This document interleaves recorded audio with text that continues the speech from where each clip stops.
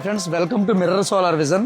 నిన్న నేను చేసిన వీడియోలో సగం అనేది కొంత మిస్టేక్ వెళ్ళింది. అది సోలార్ పెట్టుకున్న తర్వాత మనం వాడే పవర్ అనేది క్రిటిక్ వెళ్ళొద్దు అనుకున్నాను, కానీ నిన్న నాకు ఒక బెస్ట్ మెంటర్, నాకు సోలార్లో బ్రీఫ్ విషయాలు ఇప్పటికప్పుడు ఎక్స్ప్లెయిన్ చేస్తూ నన్ను షైన్ చేసిన వ్యక్తి నాకు ఫోన్ చేసి చెప్పాడు. పోలవరం శ్రీనివాస్ అనమాట. సోలార్ పెట్టిన తర్వాత మన ఇంట్లో వాడే ఏసీలకు కానీ ఫ్యాన్లకు కానీ సోలార్ నుంచి డే టైం అంతా పవర్ తీసుకుని మిగతా యూనిట్స్ అనేది గ్రిడ్కి పంపిస్తుంది. నాకు చాలా నచ్చిన విషయం.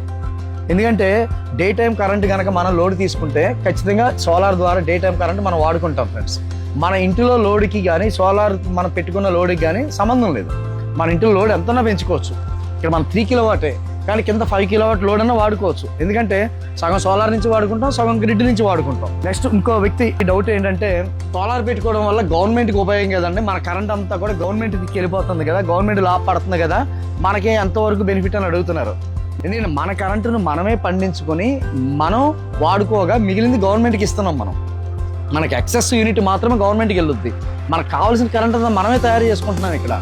ఇది ఎంతో తెలివైన పని. ఇది ఆర్గానిక్ అగ్రికల్చర్. ఇది సేంద్రీయంగా మీ కరెంటుని మీరు పండించి మీరు వాడుకోవడం. ఇది ఇంత మామిడి చెట్టు ఉందండి, మన పెరట్లోనే ఉంది, కానీ ఒక 2 కొమ్మలు మాత్రం పక్కింట్లోకి వెళ్ళినాయి. మిగతా చెట్టు అంతా మందే కదా, దాని ఫలాలన్నీ మనయే కదా, 1-2 కాయలు పక్కింట్లోకి వెళ్తాయి, అంతవరకే. అలాగే సోలార్ పెట్టుకోవడం వల్ల గవర్నమెంట్కు ఒరిగేది 10 పైసలు అయితే మనకి 90 పైసలు లాభం. ఇది